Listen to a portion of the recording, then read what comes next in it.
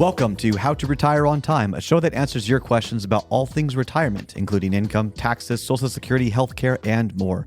This show is an extension of the book, How to Retire on Time, which you can grab today on Amazon or by going to www.howtoretireontime.com.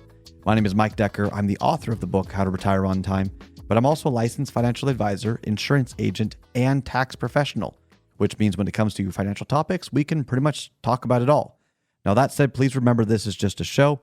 Everything you hear should be considered informational, as in not financial advice. If you want personalized financial advice, then request your wealth analysis from my team today by going to www.yourwealthanalysis.com.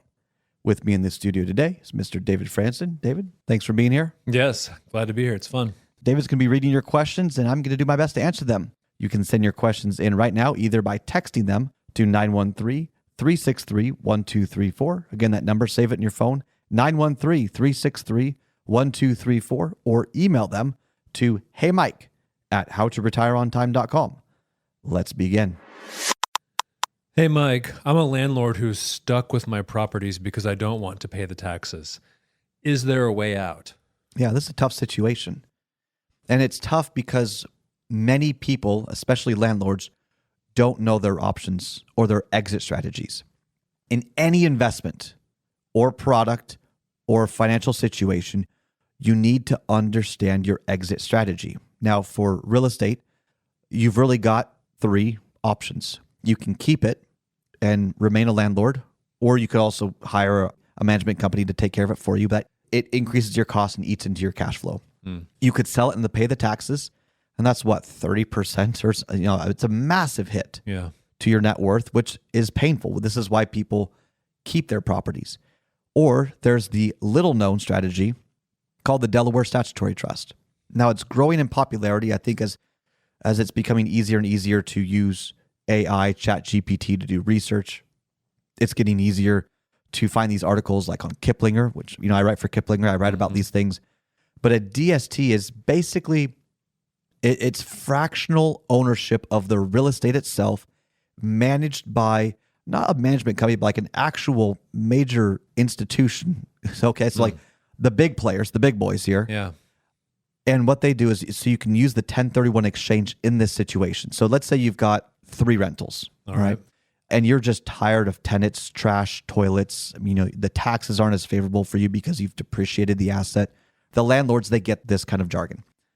So you could sell them all and 1031 them into a Delaware statutory trust that will maintain your cash flow. So you get your whatever percentage, 4%, 4.5%, whatever it might be.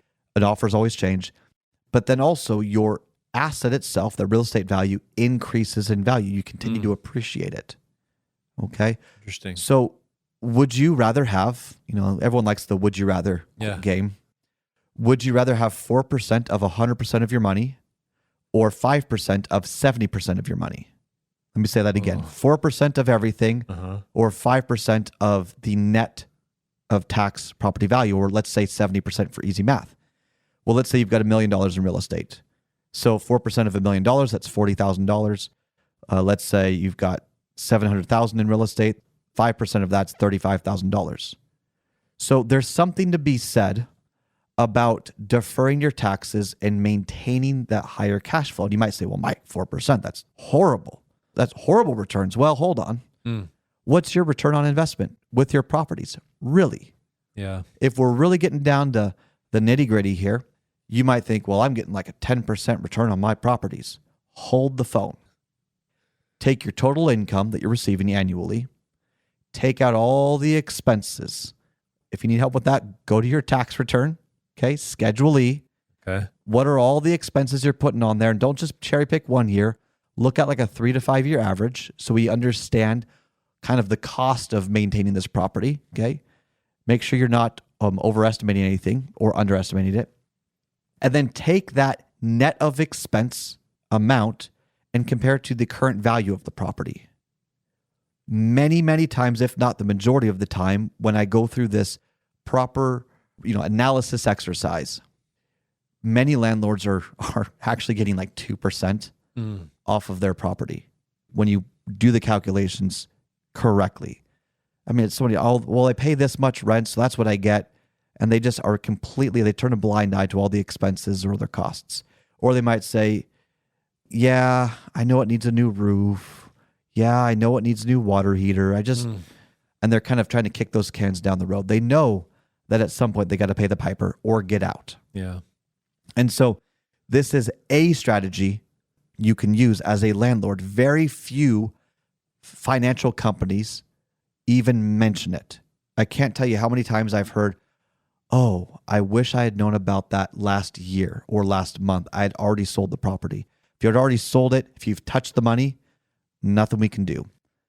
And here's just how it works real quick. You sell the property, you put it into a qualified intermediary so you didn't touch the money. Maybe you put all of it into DSTs. Maybe you put half of it into a Delaware statutory trust and you take the other half as a distribution, paying off loans. Maybe you want to go on a nice vacation, whatever it is. You're going to pay taxes on that, right? That distribution, because you've got to pay taxes on the capital gains of the property, especially when you've depreciated it down to zero. But the idea is simple. You have the option to defer some or all of the assets, maintain cash flow, and not have to deal with tenants, trash, toilets, and just the hassle that comes from being a landlord. So now, David, just imagine you've got a $10 million apartment complex. Okay. Do you want to pay 30% plus or whatever the taxes would be? That's a lot of money. That'd be a big number. Millions of dollars you're paying in taxes. So Painful. You can understand why landlords don't want to sell. Yeah. Even though the property may be going downhill, even though they're just sick and tired of maintaining things, even though they maybe can't find a good management company because they can do it better themselves. Any landlord listening in around, you're probably chuckling because you know it's true. You can always do it better yourselves. So many landlords have that mentality, and they're probably right. The ones I've met are incredibly skilled at making anything work in the household and making it look nice. It's such a cool thing. But yeah, you got $10 million in real estate you're trying to get out of. This could be an option. You've got $500,000 to $1 million. As long as you're an accredited investor, the minimum DST is like $100,000. So most homes would work. You just have to qualify, and it has to make sense for you. There are detriments to any strategy, kind of like it's illiquid for a couple of years until the DST decides to sell it. When they decide to sell it, then you've got to either receive the cash and pay the taxes or roll it into another DST. You've got reinvestment risk, so you don't know what the new offerings would be. So there's a lot of nuance here. This is why it makes sense to have an in-depth conversation with someone who, one, understands these products, these Delaware statutory trusts, and two, can even offer it. It's one thing to comment on something. It's another to actually be able to implement something like this. You're listening to How to Retire on Time. That's all the time we've got for the show today. If you enjoyed the show, consider subscribing to it wherever you get your podcasts. Just search for How to Retire on Time. Discover if your portfolio is built to weather flat market cycles or if you're missing tax minimization opportunities that you may not even know exist. Explore strategies that may be able to help you lower your overall risk while potentially increasing your overall growth and lifestyle flexibility. This is not your ordinary financial analysis. Learn more about Your Wealth Analysis and what it could do for you regardless of your age, asset, or target retirement date. Go to www.yourwealthanalysis.com today to learn more and get started.